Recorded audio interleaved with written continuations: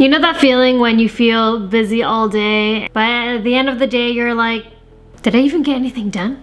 When I started using the 80-20 rule, that is when everything changed. I was way more productive on the things that mattered, and I stopped doing busy work, which is work that you're doing to avoid the actual thing that you want to do. So if you've been wanting to do that big project, but instead you're organizing, you're cleaning, you're doing all these other things to avoid it, well, this is when the 80-20 rule comes along.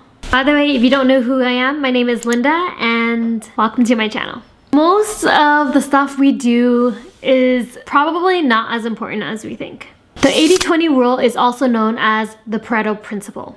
And the 80-20 rule basically means that 80% of your results comes from 20% of your actions. 80% of your stress probably comes from 20% of things maybe you are overcommitting to.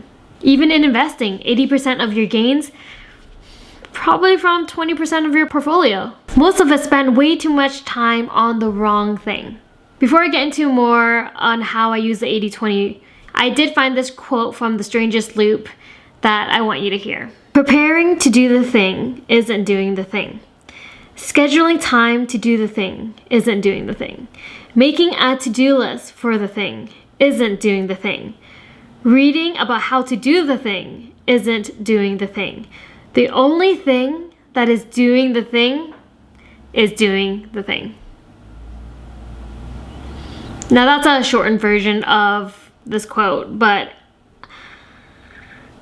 honestly, we all do this. We all do these things before actually doing the thing we want to do.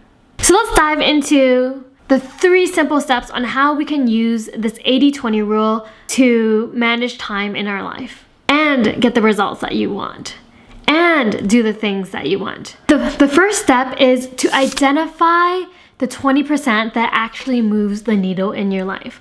So I want you to take some time to reflect on what are the things that actually move the needle for you. For example, if you are a YouTuber and trying to make videos, my 80% is going to go into actually scripting and filming the content for my YouTube. Now, the other 20% can be taking a course and spending some time learning about the platform. It could be doing some research, but 80% of what I will do to move the needle is actually making the videos, right? If you spend 80% planning and 20% executing the thing that actually moves the needle, that's backwards. So by using the 80-20 rule, we're gonna progress a lot faster because we are focusing on the thing that actually creates results. So what do you think is your 20% that moves the needle? Step number 2 is to cut out stuff that is wasting your time. Cut out all the extra things because we need to create physical and mental space for ourselves to do the thing that, again, moves the needle. So maybe you have to make some sacrifices and say no to some of those social events. Or maybe you need to download an app so that you reduce your social media time. Or maybe you want to outsource and hire someone to do some of the work for you. We need to cut down on the things that don't move the needle. And step number 3 is focus on what's working. There are so many different ways to do the same task, so many different tips and advice.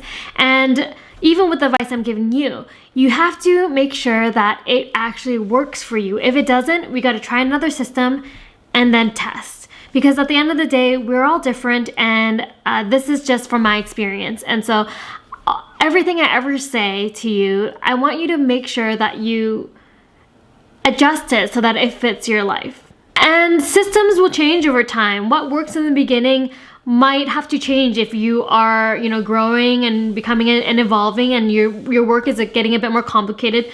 The system that you use in the beginning might not work, but when you're starting off something new, simpler is usually better. And then as you learn, then you can create more complex systems. Don't try to do it all at once. Like when I first started YouTube, I would just write all my ideas in an Apple's note. And then now I have different categories of how I organize my ideas for YouTube videos. And it's constantly changing. Now I'm getting into, more of a Kanban style workflow in my YouTube. So I didn't start off there, but I would recommend starting simple because you don't need, 100 ideas to start a YouTube channel. You just need one idea to start your first video. And then as you continue to evolve and grow and get more familiar with things, and you're gonna adjust to what works best for you. Remember, time management isn't about being busy all the time and cramming things in.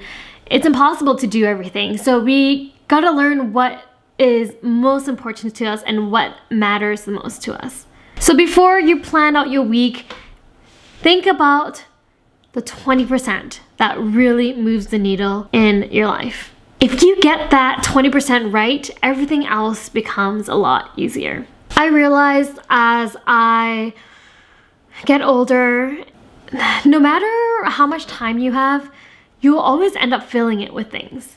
It's easy to feel busy all the time, and I don't like the idea around busyness. Like in this culture we live in, it's like busy is better. I'm being more productive because I'm busy.